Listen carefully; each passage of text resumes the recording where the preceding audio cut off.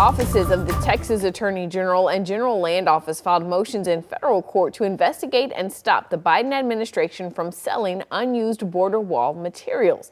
The move comes as Lieutenant Governor Dan Patrick says the state has looked into buying some of those materials. Meanwhile, the Texas Tribune will release the findings of its investigation into the Texas border wall tomorrow. The story is the work of Trib politics reporter Zach Despard. He's joining us now live to talk about what he found out. Zach, thank you for your time today. Hi there. You know, other than the occasional post that we see from the governor about the progress of the border wall, the state has been pretty tight-lipped about this project. Sure, and that's one of the reasons why we wanted to look into it. The state does not release where exactly it is building the border wall, so we spent the last 6 months doing our best to piece that together. We visited the 6 counties where it is being built, and tomorrow we will release our findings of where the state has precisely built the 50 miles to date of that wall. What we found out and we'll present to our readers tomorrow is this wall is certainly not one large contiguous barrier. It is a few dozen pieces spread out across those 6 counties. The other major finding in the story is the state is having some trouble getting people to sign up for the border wall program. Right now, the state is not forcing landowners to sell the land and turn it over for use for the wall. And our investigation found that about a third of the landowners they are approaching are saying right now that they are not interested in participating. That is going to cause a problem going forward if the state wants to eventually complete this wall, which the state hopes would be 800 miles long.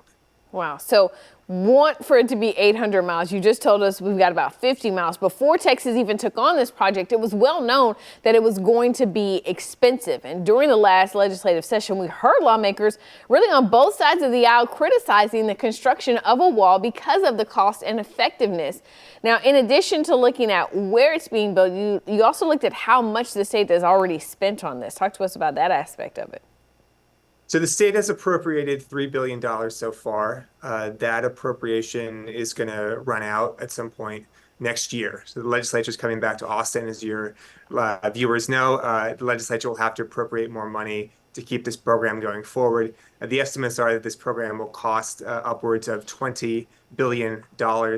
Again, there are questions about if this program can even be finished, given the landowner land acquisition problem. The other wrinkle for the legislature, since we're on that topic, is Senator Brandon Creighton has filed a bill that would reverse the legislature's position on eminent domain for this program and allow the state to finally seize land for the program.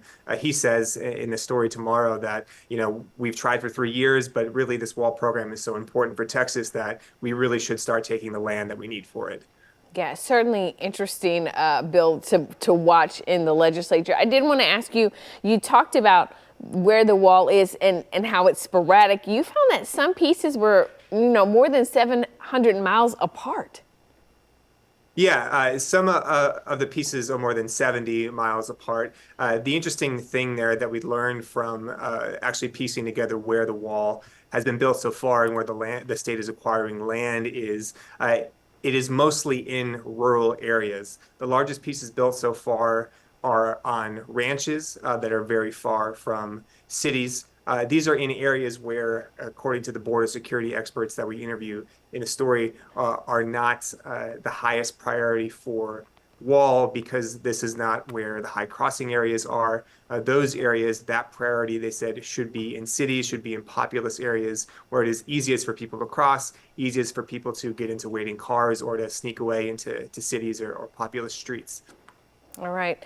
Very important story that will be live for people to read tomorrow on the Texas Tribune as well as at KVUE.com. Zach Despard, politics reporter for the Texas Tribune. We thank you so much for your time today. Thank you.